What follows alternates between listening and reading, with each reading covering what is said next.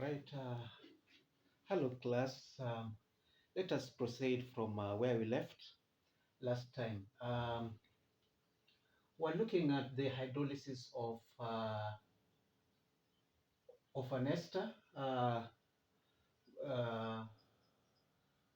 which was being hydrolyzed to the carboxylate plus plus ethanol, and then there were these red constants. I've just zoomed in on the table. Okay, perhaps I should get back initially. Sorry, let me get back to. I've got a video camera just to show you what we had initially. That there was the plot of the log base 10 of the rate constant. Uh, I think uh, perhaps you may make some changes rather than this one kx. Perhaps I can put y because the substituent which I had is y. Can you be able to make that clarification? It is rate constant of substituent y over the rate constant of the unsubstituted uh, uh, benzoic acid. Yeah. So because I'm having, if I would have had x, I would have put kx, but now I've got ky. Yeah. Yeah, so the log base 10 of the rate constant of uh, of the substituent, when you've got the substituent y relative to the one which is not substituted. Yeah. So I'm going to zoom in on this table, but there's something you can see from the table that that that where when you've got uh, the electron donating substituents, yeah, like uh, methoxyl, like in this case, let me change the Y and then I put a methoxy group, yeah? CH3 and then there is an O, all right? So that's a methoxy group, yeah? Can you be able to see well? I want to see whether it can be seen well. Excuse me. I think it can, yes, it can be seen well. So when you've got something like a methoxy group here, then the rate is very low, 0.143. Yeah. And then when you're going to change, when you're going to use, uh, the structure is the same, but then you put a nitro group, N and NO2, yeah?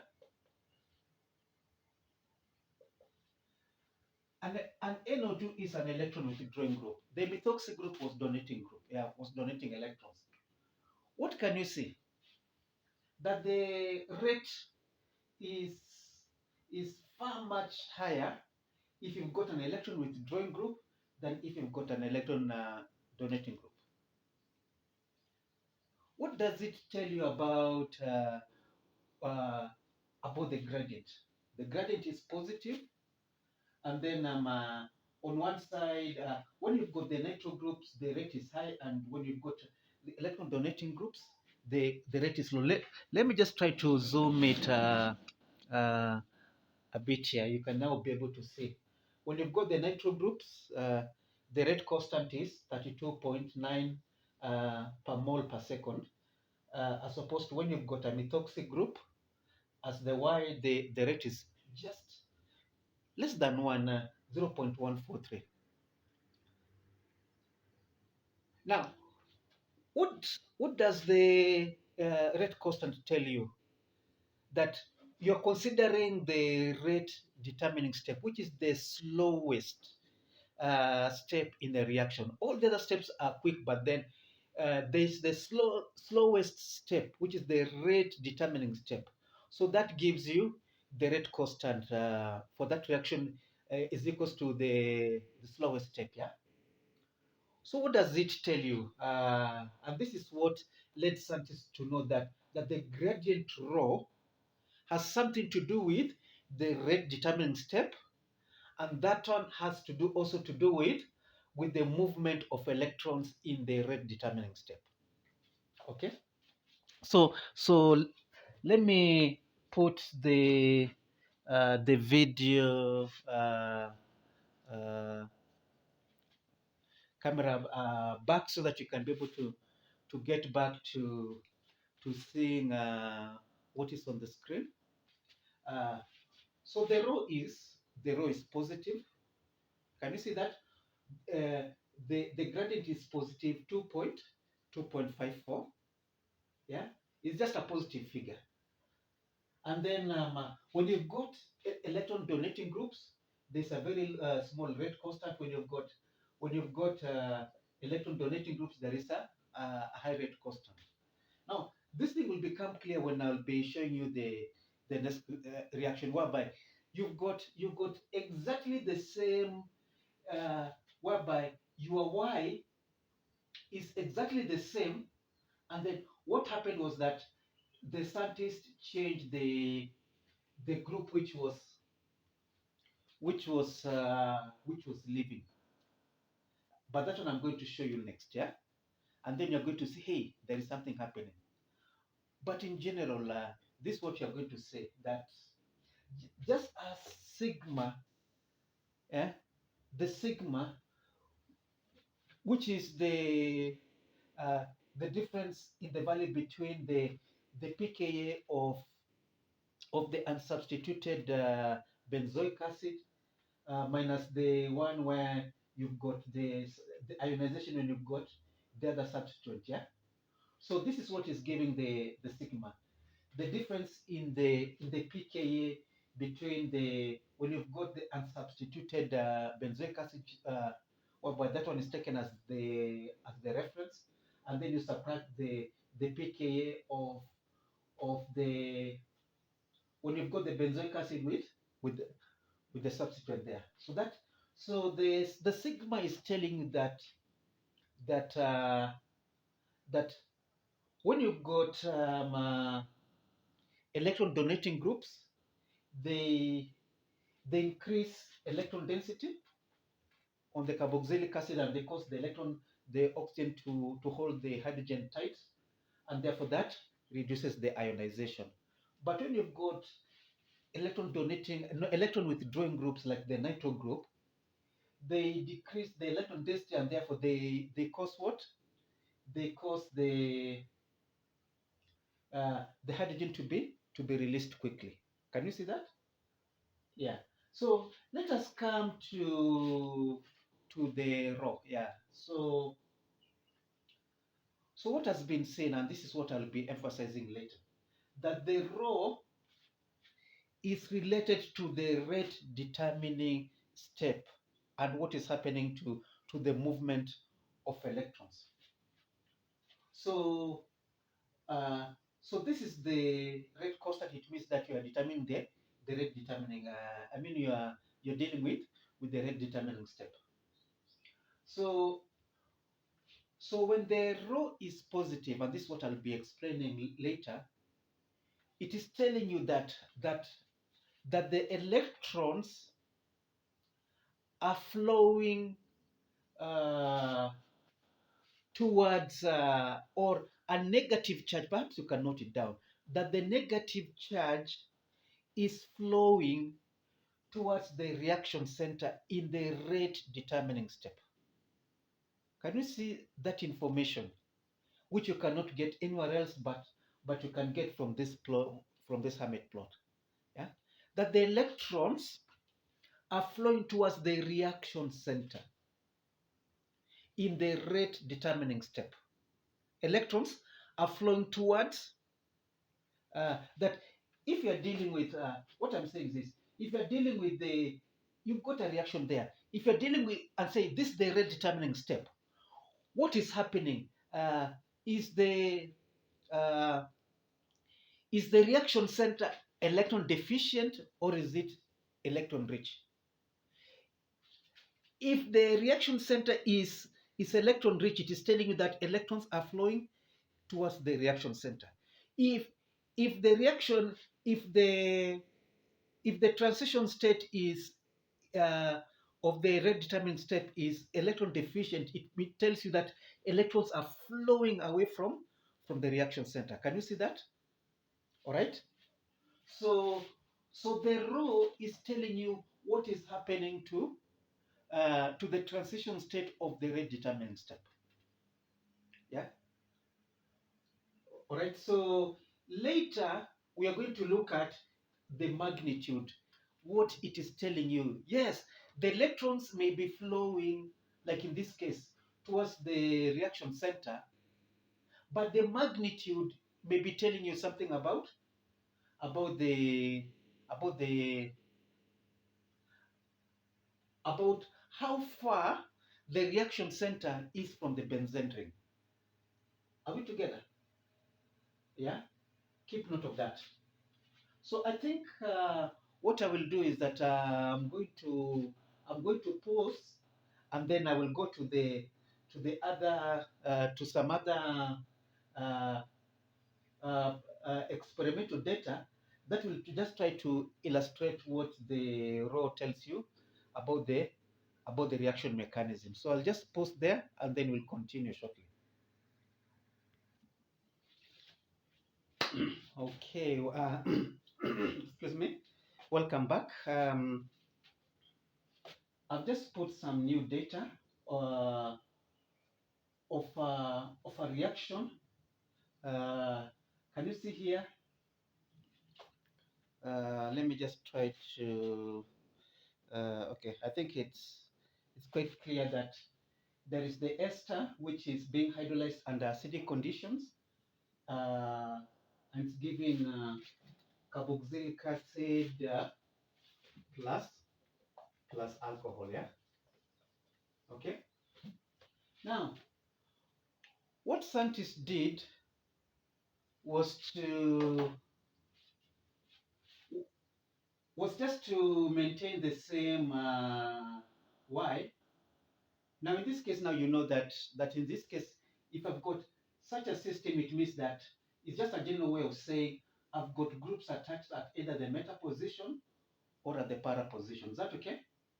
In this case, you're not having any groups at the ortho position, and I mentioned that at the ortho position, there is interference by steric interactions with the reaction center. So if you're going to have a group at the meta and the para position, it will not interfere with the reaction center. Okay.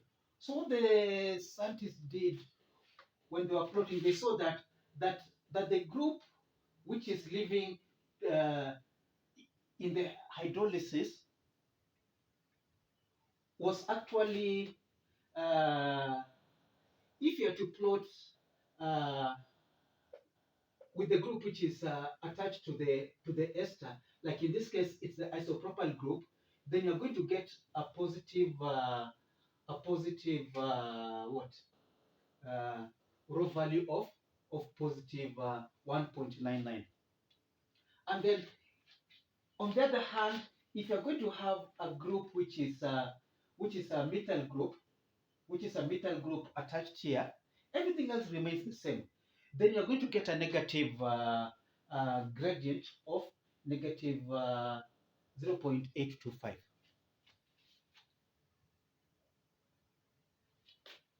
What can you say? Yeah? And once again, the Hammett plot gives a lot of information about what is happening to the mechanism, what is happening to the transition state of the rate determining step.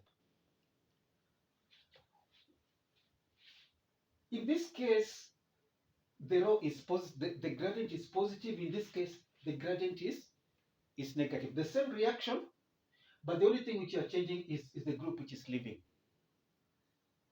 Do you know what it's telling you? That the mechanism is actually different if you've got a different group. And what you're going to see is this. And this thing is going to become clear if you're going to do the mechanism. In this case, if the group is methyl, then in the first step, there is the protonation of of of that oxygen is going to pick up. It's going to pick up the proton. That's the first step. That's a first step. That's not the rate determining step. But what is telling you the rate determining step, because the Hammett plot refer to what is happening to the transition state of the rate determining step. What it is telling you in the first step, the rate determining step uh, for these two reactions is one. It is the breaking of uh, it is the breaking uh, of the of, of the group which is going to be attached uh, to the carbonyl group. What has been seen, and that's what you're going to realize, is that if you're going to have an isopropyl group, there are alkyl groups that are donating electrons. Yeah, and therefore, those alkyl groups can stabilize the positive charge by by induction. Yeah, by donating electrons, as opposed to if you're going to have a methyl group, there is no stabilization. Can you see now? So these two reactions, what can you say? Uh, so in the rate determining step, and this is what you need to see. In the rate determining step, where the gradient is positive, and I'm going to explain this one very, very slowly. Where the gradient is positive, the electrons are doing what? Are flowing towards the the reaction center of the rate determining step. Can you see here? You've got what? You've got an oxygen, which is, so if this is the rate determining step, the cleavage of this bond, then uh, so this the if I can if I can circle it, this is the reaction center, everything, yeah. This is the reaction center at the carbonyl group and the oxygen here. So that is the reaction center. What can you see in the reaction center? And it compares with what we had said earlier, that the electrons are flowing towards the transition state. I mean, towards the reaction center in the rate determining step, in the transition state of the rate determining step. The electrons are flowing towards the reaction center of the transition state of the rate determining step. That's what will give the positive gradient. And if you're going to have a negative gradient, what it is telling you, if you're going to look at what is happening, if you're going to have a methyl group here, the mechanism is different. So that in this case, for the rate determining step, which is the cleavage of that bond, uh, what's going to happen will be. Can you see here? It is this bond which is actually breaking, and the electrons are ending up here, so that you're going to have a stabilized what? You're going to end up with a CH3, that's secondary carbocation. Can you see here? So this one is going to be falling off, and you're going to be left with the aromatic acid, and then this one is going to pick up, is going to be attacked by water to form the alcohol. So this is stable, and it can actually form. So in this other case, you cannot have the same reaction whereby the methyl group is uh, is donating electrons here, because you're going to be left with a CH3 plus, and this cannot form. A methyl ion cation cannot form. So in this case, the rate determining step will be electron flowing from the reaction center, and that will cause the methanol to break here. So can you see the mechanism is different, yeah? So in this case, um, the negative gradient is telling you that the electrons are flowing away. There's a developing positive charge on the reaction center. What I want you to see is this. A positive rho are developing negative charge, yeah? A negative rho are developing positive charge. It's a bit confusing. I wish I would say a positive rho are developing positive charge, and a negative rho are developing negative charge. But it's actually the opposite. A positive rho, there is a developing negative charge on the reaction center. Okay? A negative rho, there is a developing positive charge on the reaction center. Will you remember that? It's that simple. A positive rho, it is telling you there's a developing positive charge on the transition state of the rate determining step. Wow. A negative rho, which is the gradient, it's telling you that there's a developing positive charge on the transition state of the rate determining step. Are we clear on that? Good. So that's the point I've repeated again and again and again and again. So I think with that information, I will stop there, and then uh, I will wrap the whiteboard, and then we'll see different reactions, and then the different raw values, and then we see how we can interpret those different raw values and relate them uh, to what is happening to the reaction that is taking place. Yeah. So so now you can see how you can be given experimental data in which you can be given the different pK values. So that in this case, what you're going to be given will be what? If you need to plot this one, you need to be given the rate constants and need to be given the pK, or you can look at the pK value in various charts.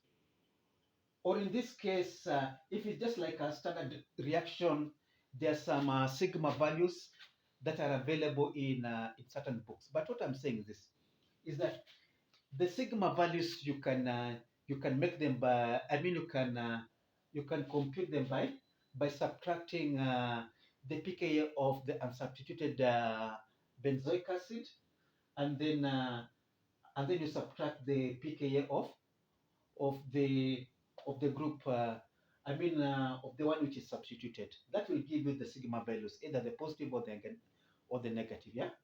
All right. Good. So and then from there, from the rate constant of the group in question over the rate constant of the unsubstituted uh, uh, benzoic acid, and then you take the log base 10 of that one, then you plot that one, excuse me, then you plot that on then you're going to get a plot. You can either get a positive gradient, or you can get a, excuse me, then you can get a negative gradient. Yeah. Okay. Uh, so there is something I need to mention about the raw value. Yeah. There's something I need to mention about this. That that in this case, the raw value is positive. So that tells you that that the reaction is going to be, when when the electrons are flowing towards the reaction center, it means that there is a developing negative charge. Yeah. Yeah. If there is a developing negative charge, like in this case, the electrons are going towards the reaction center, which in this case it is this protonated oxygen here. Electrons are going there. So if you are going to have a group here like this aromatic group, if I'm going to draw my aromatic group, and then I've got a group which is donating electrons. Yeah. If I'm going to get a group which is donating electrons, and then in the transition state electrons are going through. So what will happen to the rate? There is electron coming in from the electron donating group, like a methoxy group, and then the transition state electrons are going in. There will be an increased negative charge, like repulsion. So if you're going to have groups which are going to be donating electrons, the rate is going to be low. It's going to be small. On the other hand, if you're going to have a group like nitro group, which are withdrawing electrons, like an electron withdrawing group, that will counter the effect of the electrons going in. In this case, the electrons are going into the transition state of the uh, of the rate determining step, and then you've got electrons which are being withdrawn by the electron withdrawing group. That will increase the rate. So you're going to see where you've got electron withdrawing groups, the rate is high, but where you've got electron donating groups, the rate is low. Can you see that? Are you okay with that? On this other case, before I delete on this, is that you're going to see where you're going to have electrons flowing away from the transition state of the rate determining step, in that there is a developing positive charge. If you're going to have groups which are going to be donating electrons, that will stabilize that developing carbocation, and the rate will be high. But because there is a developing positive charge, if you're going to have groups which are withdrawing electrons, that will like magnify the positive charge, and therefore the rate will be low. Okay? So those are the issues I'll be repeating again and again and again and again. I'm afraid the Hammett equation has got a lot of things to tell you about mechanism. And this course is dealing with you understanding mechanism, yeah? Physical organic chemistry. It's about you understanding about mechanism. So you're going to see that especially on the Hammett, there may be something like probably 10 lectures dealing with the Hammett equation, because there's a lot of information about mechanisms that you can learn from this class. So I think I'll stop there for now, and then we'll proceed on with new charts showing the different raw values and the various equations. Yeah, I hope you are enjoying this course. Yeah.